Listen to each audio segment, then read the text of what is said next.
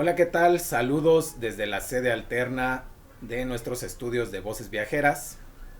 Vamos a comenzar con nuestra sesión de contexto cultural y el tema para esta sesión es la función religiosa de la música de arpa. Para empezar vamos ya a recordar, ya tienes el antecedente, ya tienes la referencia de que existen dos repertorios muy bien definidos que se ejecutan en dos contextos diferentes. Uno de ellos son las funciones religiosas, donde se ejecutan minuetes, danzas, juegos. Y por otro lado, el baile de arpa, ¿no? Donde se ejecutan más bien sones, jarabes, otro tipo de repertorio. Y tiene su expresión más álgida en la boda, que es la fiesta comunitaria por excelencia en esta región. No hay grandes fiestas patronales. Las fiestas patronales no tienen la relevancia que sí tienen en otras partes de nuestro país. Y esto también nos da cuenta de lo que vamos a hablar. Porque, ya sabes, yo podría hablarte de lo evidente, del aspecto exotérico, de cómo se lleva a cabo una función religiosa, etcétera. Sin embargo, pues a mí me gusta lo rebuscado, me gusta buscarle 3 pies al gato sabiendo que tiene 6, y eso es lo que vamos a hacer abordando el tema de las criptoidentidades. ¿Qué es esto de las criptoidentidades? Bien, pues bueno, seguramente habrás escuchado el término de sincretismo, ¿no? Esto generalmente se entiende como la habilidad que tuvieron los pueblos originarios para ocultar sus ritos tradicionales en la iconografía y en las formas de los ritos de la Iglesia romana. Pero esto es una tendencia que no empieza aquí. Vamos, esto es algo que ya viene sucediendo. Vamos a ver, por ejemplo, desde cuándo. Nos remontamos a 1492, otra vez. Ya estarás muy familiarizado con ese año. En la caída del Reino de Granada, en el momento en el que toman posesión los reyes católicos. Pues bueno, en ese primer momento al morisco, al musulmán, aunque también hay moriscos cristianos, pero generalmente en la narrativa de la historia, cuando se habla del morisco, se está hablando del ibérico musulmán. Se le tolera, ¿no? Se le permite seguir con sus prácticas. Sí se llevan a cabo medidas como de desplazamiento forzado, lo que podemos llamar. O sea, los moriscos son dispersados alrededor, a lo largo de la península ibérica, pero la comunidad judía, la comunidad sefaradí, pues sí parecía representar una amenaza, ¿no? Quizá por esta habilidad que tienen históricamente, culturalmente, de generar poder económico, ¿no? Lo cual es un estereotipo, yo lo sé, pero bueno, hay que contemplar que los estereotipos, si bien no siempre son, más bien, nunca son totalmente ciertos, pero a veces tampoco son totalmente falsos. Ciertamente el pueblo hebreo, el pueblo judío, tiene esta habilidad, pues básicamente porque ellos inventaron el dinero como instrumento de cambio. Sí, esto fue desde el templo de Salomón. Ellos son el pueblo que inventa la confección de monedas. Entonces, bueno, no queremos judíos en la nueva España católica y romana. Todavía ni siquiera era España, pero bueno. Y pues ahí entra Colón en escena. Colón, de esta palabra viene de este apellido viene la palabra colonia, que le promete a los reyes de España sacar a todos los judíos que se puedan, y ellos le dan luz verde y 3 carabelas para que la llene de esa gente que ellos no quieren ver más. Algunos deciden quedarse en la península ibérica, a sabiendas de que no se les iba a permitir practicar su religión, y otros huyen hacia el Imperio Otomano, y muchos se van quedando en el camino, ahí en los países del este de Europa, otros terminan por allá en Turquía, otros, algunos menos, también emigran hacia el norte de África. Pues este es el contexto en el que se da la encriptación, ¿no?, de la identidad judía, porque bueno, hay que entender que para el pueblo judío, desde la cosmovisión, ¿no?, que estamos hablando, ellos son el pueblo elegido, por lo tanto tienen una misión muy importante, que es la de alumbrar a la humanidad, alumbrar el camino de la humanidad. Entonces no es factible, no es viable que un judío abandone esta misión, este pacto que hizo con Dios. ¿De acuerdo? Estoy hablando desde la tradición. ¿Y qué es lo que hacen? ¿Cuál es la solución? Pues asumir los rituales exotéricamente católicos, pero al mismo tiempo conservar elementos claves, ¿no?, que son, digamos, innegociables dentro de su tradición,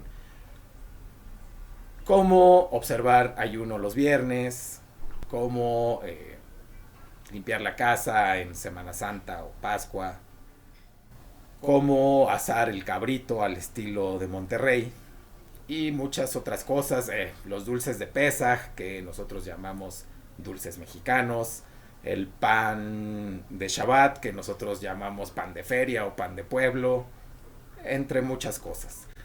Bueno, lo que más nos va a interesar es cómo queda oculta la liturgia hebrea dentro de los versos, particularmente, y de las formas musicales. Entonces, bueno, este es el contexto, esta es la idea. Vamos a seguirlo desarrollando en las siguientes sesiones y pues ya continuamos con cultura comunitaria. ¿Qué te parece? A mí me parece muy bien. Bien, pues lo prometido es deuda. Vamos a continuar con cultura comunitaria. Estábamos hablando de interculturalidad, este diálogo entre culturas. Y bueno, ¿cómo podemos aplicar esto? ¿Cómo podemos ponernos esos lentes de la interculturalidad y poder contemplar que mi visión del mundo, ¿no?, está determinada también, entre otras cosas, por mis herencias culturales, y que no necesariamente la persona enfrente de mí tiene esos mismos parámetros, ¿no? Entonces estamos hablando de una diversidad de herencias que nos conforman como pueblo mexicano, que pues en algunos se presentan unas, a lo mejor tienen más predominancia que otras, y cómo podemos darle voz a todas estas para poder pues construir espacios más incluyentes. Esa siempre es la idea. Siempre que hablamos de interculturalidad y de diversidad hay que sumar, siempre sumar, nunca restar. Entonces, esto está profundamente ligado con lo que hablábamos en sesiones anteriores, ¿no?, el derecho a la cultura, el derecho a que las culturas sean reconocidas y encuentren sus vías de expresión. Y bueno, lo que nos dice particularmente todos los tratados que se han firmado, que bueno, vamos a hacer un paréntesis para mencionarte que en 2011 se hizo una reforma a la Constitución mexicana, a la Constitución política, al artículo primero, en donde todos los tratados se conoce como la reforma de los derechos humanos, porque pues esto es lo que habla, que todos los tratados en materia de derechos humanos a los que México se suscriba y ratifique adquieren carácter constitucional, están a la par de la Constitución, ¿de acuerdo? Entonces esto es muy importante tenerlo claro. No se trata aquí de gobiernos buena onda que respetan los derechos humanos, sino que, vamos, es una obligación del Estado garantizarlos. Y bueno, entonces, ¿qué es lo que nos dicen los tratados? Se define el derecho a la cultura como el derecho a participar en la vida cultural de la comunidad. El derecho a participar libremente en la vida cultural de la comunidad. Este es el derecho.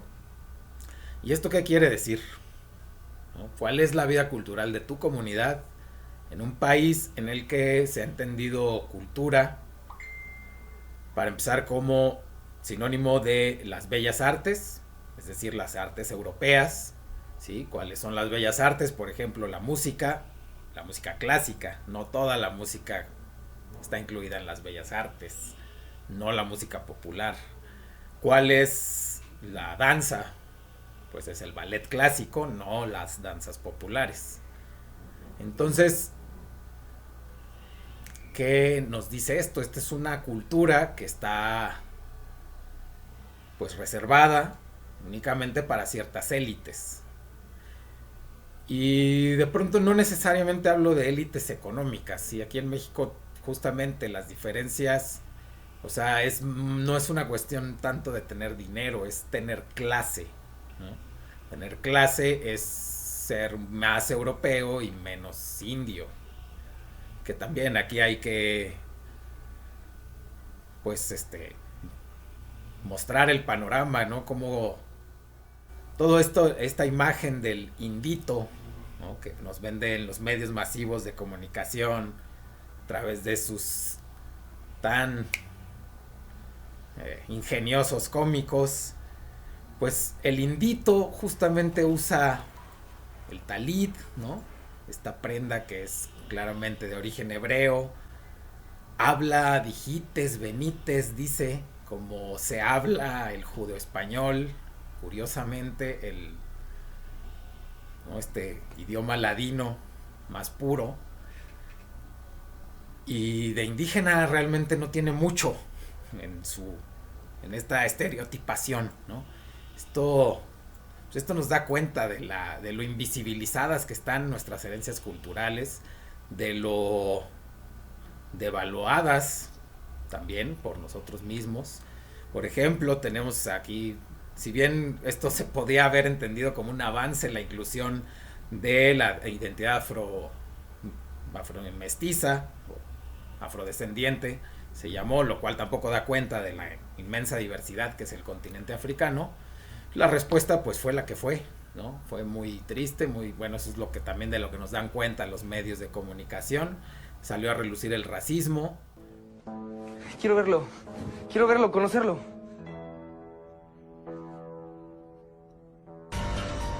¿Qué? ¿Es negro? ¿Mi hijo es negro? ¡Negro!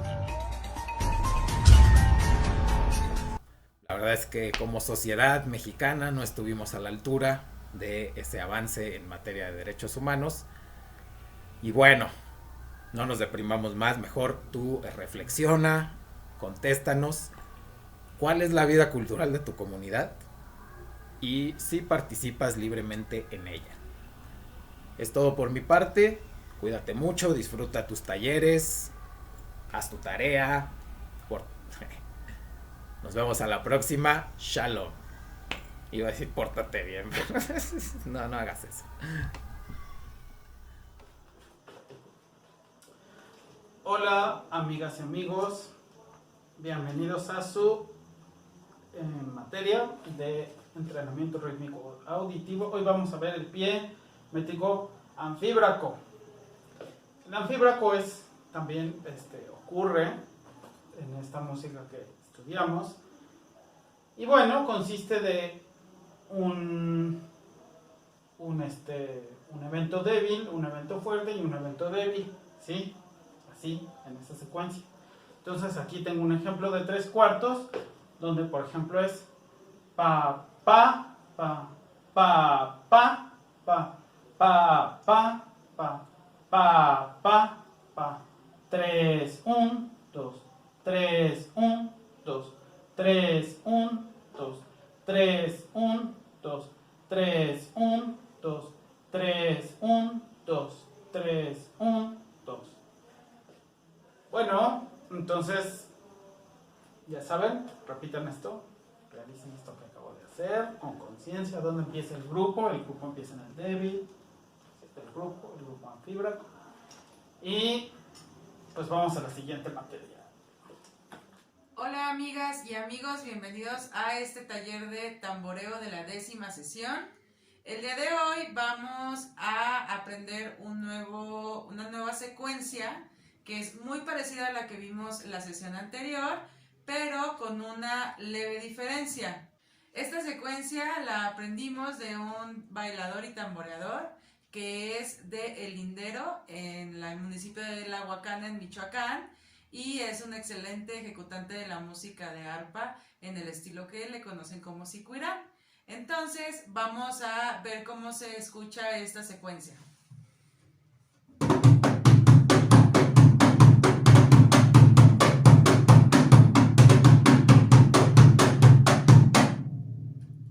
¿Notas la diferencia entre esta secuencia y la que estudiamos la sesión anterior? Ahora vamos a hacer la secuencia nombrando taque. Que taque, taque, que taque, taque, taque, taque, taque, taque, que taque, taque, taque, taque, taque, que taque, taque, taque, taque. La representación gráfica de esta secuencia sería de la siguiente forma. Que taque, taque, que taque, taque, taque, ta. Que taque, taque, que taque, taque, taque, ta. Que taque, taque, que taque, taque, taque, ta. Y bueno, la diferencia entre esta secuencia y la anterior es la siguiente. La que vimos en la anterior sesión es de la siguiente forma. Que taque, ta, ta, que taque, taque, taque, ta. En cambio, la que estamos aprendiendo esta sesión es de la siguiente manera. Que taque, taque, que taque, taque, taque, ta. Es decir, la diferencia es que en la primera lleva 2 golpes en ta en el mismo lugar que en la segunda solo lleva 1 y en cambio lleva 2 golpes en que. Ahora te invito a que lo estudies de una manera lenta para que te salga cada vez más fluido. Sigue ensayando y nos vemos en la que sigue. Hola, bienvenidos a la sección de zapateado. Estamos transmitiendo hoy desde el mismísimo Iztapalapa. Y vamos a ver un paso para la música de arpa grande, que es un redoble. Estos redobles pues son muy importantes para irse obligando con la música. ¿Esto qué significa? Que lo mismo que va haciendo el tamboreador o el guitarrero o el violinero, el bailador lo puede ir haciendo también con los pies. Entonces, por ejemplo, pues es muy común que en el tamboreo haya redobles y los bailadores se obliguen a responder a esos redobles en el tamboreo con redobles en los pies. Y bueno, la ejecución de estos pasos se requiere pues cierta habilidad o bastante habilidad de parte de los bailadores y pues tener soltura y fuerza al mismo tiempo en los pies. Ya lo verán ahorita y lo intentarán. Y digamos, aunque esto es como un lucimiento, se debe meter entonces en momentos específicos. Tampoco es como que ya así van a bailar todo el son, porque de pronto hay ciertos bailadores que sí, por sentirse muy hábiles o por querer lucirse mucho, se la pasan metiendo estos redobles todo el tiempo y pues tampoco es como lo ideal, no, tampoco se luce de la mejor forma. Entonces el golpe tra es con tu pie fuerte, levantando el talón y dejándolo caer, y el re es con tu pierna débil, levantando el talón y dejándolo caer. ¿Ah? Entonces recordemos el golpe que ya habíamos visto, el de ta, que ta, que ta, que ta, que ta, que ta, que. Y pues ese golpe, digamos, parecido en su versión con redoble, sería este. Ta, que ta, derare. Ta, que ta, derare. Ta, que ta, derare. Ta, que ta, derare. Ta, que ta, derare. Ta, que ta, derare.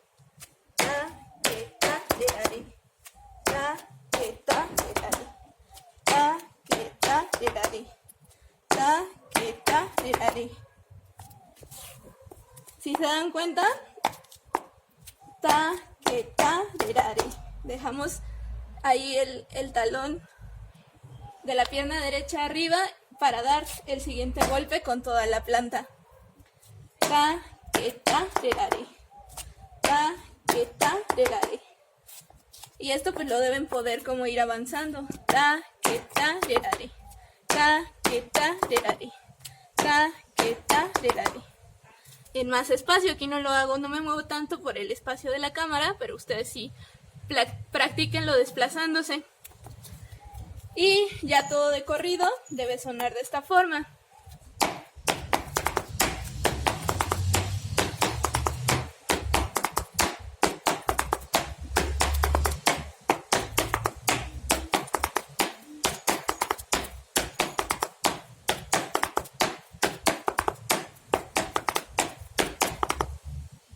Hola amigas y amigos, bienvenidos a la sesión de canto y versada. En esta ocasión vamos a platicar un poquito más sobre la versada de la música tradicional, es decir, lo que algunas personas llaman la lírica tradicional. En esta ocasión vamos a platicar qué es eso de una cuarteta. ¿Se acuerdan que en la sesión 2 atrás platicábamos que habían muchas estructuras métricas que se pueden usar para cantar los sones de la música tradicional? Y uno de esos tantos, uno solamente de esos muchos, es la cuarteta. Esta estructura métrica es muy dócil, se puede usar en muchos sones con diversos modos o diversos costumbres en cuanto a los versos cuales se canten. Y bueno, este ejemplo que tenemos aquí es una cuarteta que a su vez es un romance, así se le llama a esta estructura métrica en específico. ¿Por qué? Porque es una cuarteta, eso significa que tiene 4 versos, 1, 2, 3 y 4.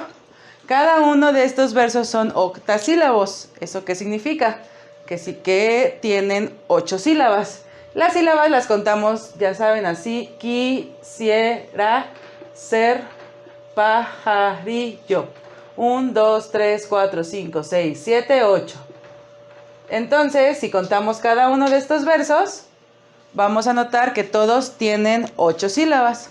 Otra característica, y la característica específica para que sea considerado romance, es la rima.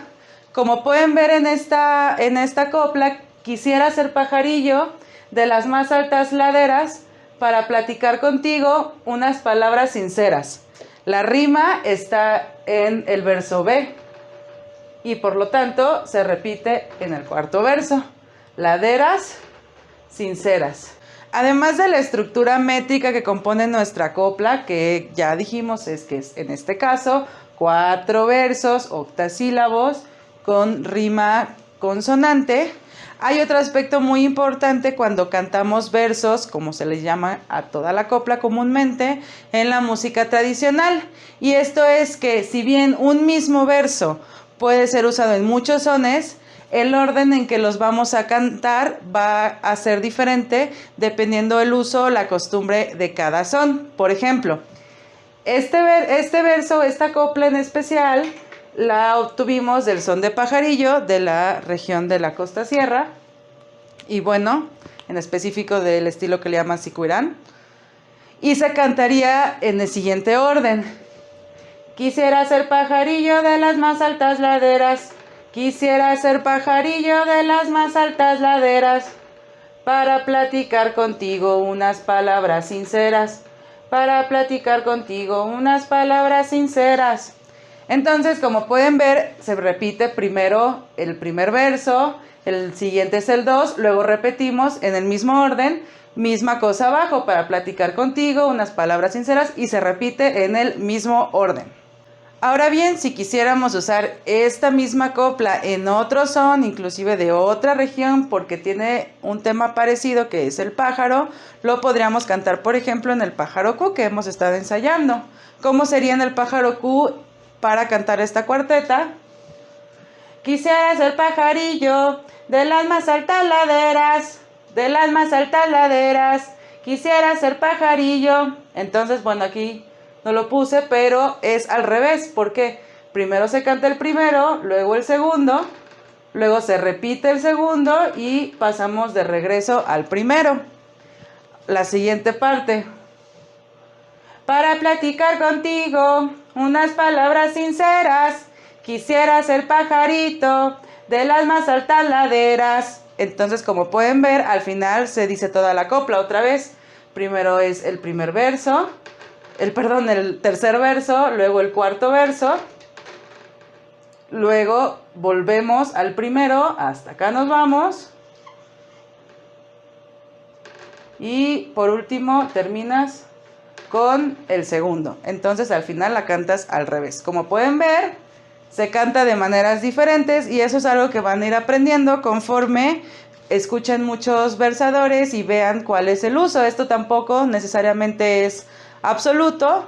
Tú podrás cantarla de una manera desordenada, distinta, siempre y cuando mantengas el sentido y a fin de cuentas lo que tú estás queriendo cantar pues se entienda muy bien. Espero haber sido clara. Recuerden que si tienen dudas pueden ponerlo en sus respuestas a este video. Nos vemos a la que sigue. Hola, amigas y amigos, bienvenidas y bienvenidos a su materia de pensamiento integral. Hoy vamos a revisar un poco esto de la lectura de los fenómenos, la interpretación de las cosas y cómo responder ante lo que interpretamos. Bueno, no cómo, sino cuál es el proceso más. Es el que generalmente se da.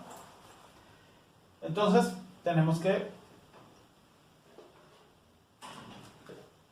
La vida mental, la vida consciente, generalmente está hecha de leer fenómenos, ¿no? Uno ve cosas, le pasan a uno cosas, entonces tienes que estar interpretando, leyendo lo que está pasando, ¿no? Esto es algo de lo que no se habla mucho, pero bueno, no sé, se hablará. Tú has escuchado acerca de esto, a mí sí, de esto me hablaban. ¿Tú has escuchado acerca de esto? De que la vida es leer fenómenos. Bueno. Y lo constante, una de las cosas constantes en los fenómenos, tal vez la que es la única constante, es que lo existente cambia, está cambiando continuamente, ¿sí? Hay muchas tradiciones filosóficas, religiosas, mágicas de los pueblos del mundo, muchos pueblos del mundo que hablan de esto, del cambio constante, ¿no? Entonces, hay que entender cómo cambian las cosas, qué implica el cambio para entender y cuáles son sus tendencias para entender cómo responder ante el cambio, ¿no? Y pues bueno, ahora lo vamos a ver.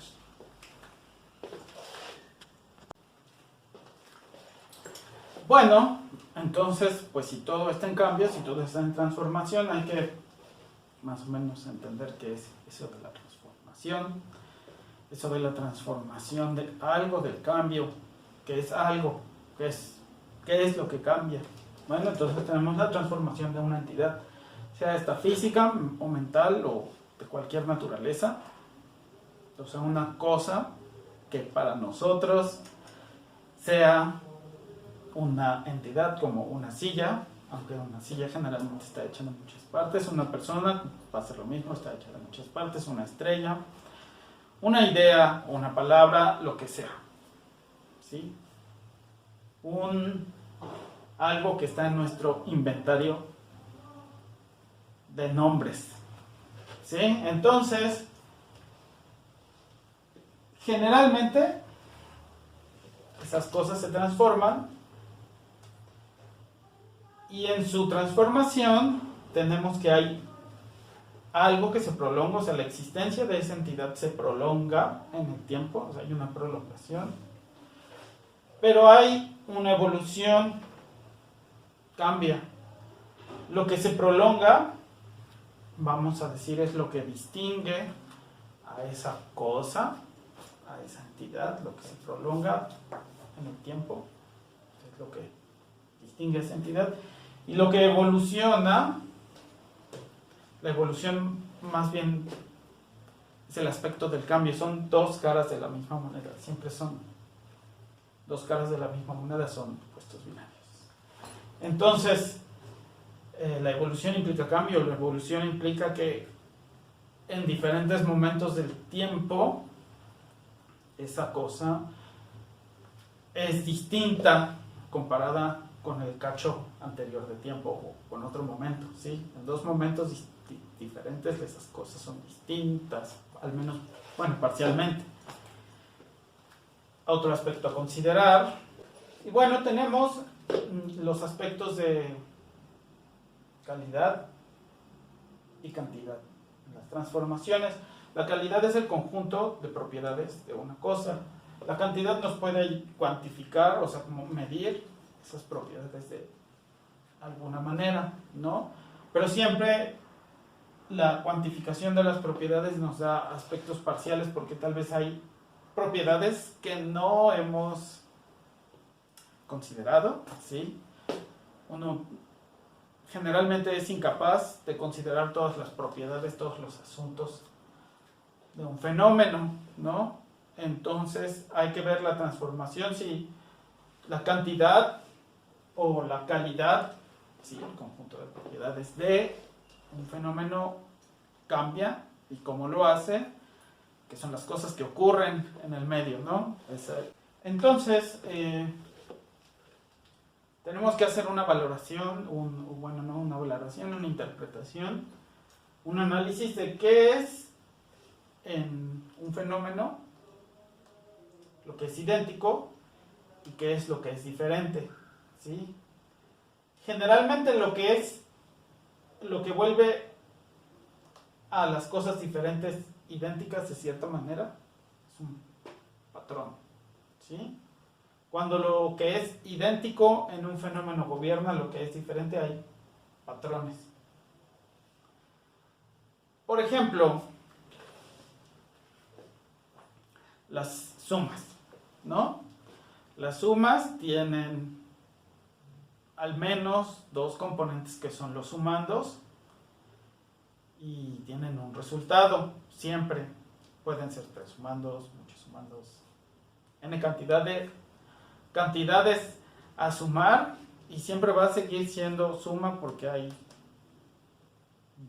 al menos dos conjuntos que se agregan o se fusionan uno con el otro y esa fusión es el resultado, ¿no? La conjunción de esos dos conjuntos.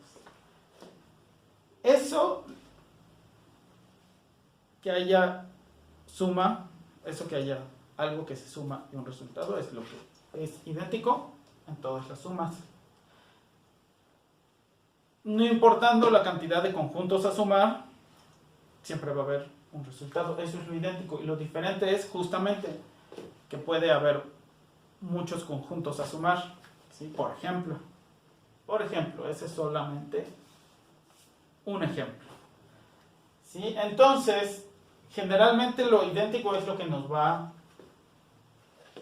a dar motivos para pensar que un fenómeno es una entidad, es una cosa, ¿no? Hay que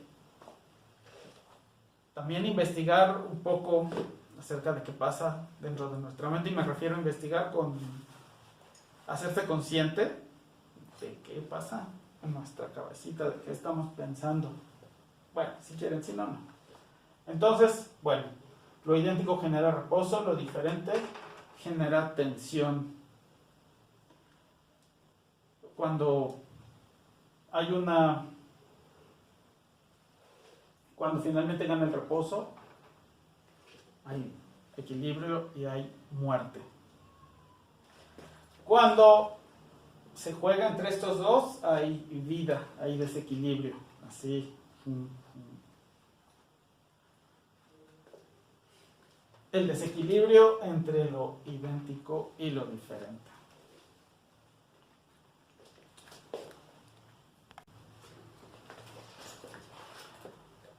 Bueno, entonces después de haber hecho ese análisis donde uno ve qué es lo idéntico, qué es lo diferente, cómo están relacionadas entre sí mismas, que son un sistema y que hay una estructura, por lo tanto, entre los componentes idénticos y los componentes diferentes, justamente los componentes que dan la identidad y los componentes que nos dan cuenta del tiempo, porque hay transformación, hay movimiento y hay tensión,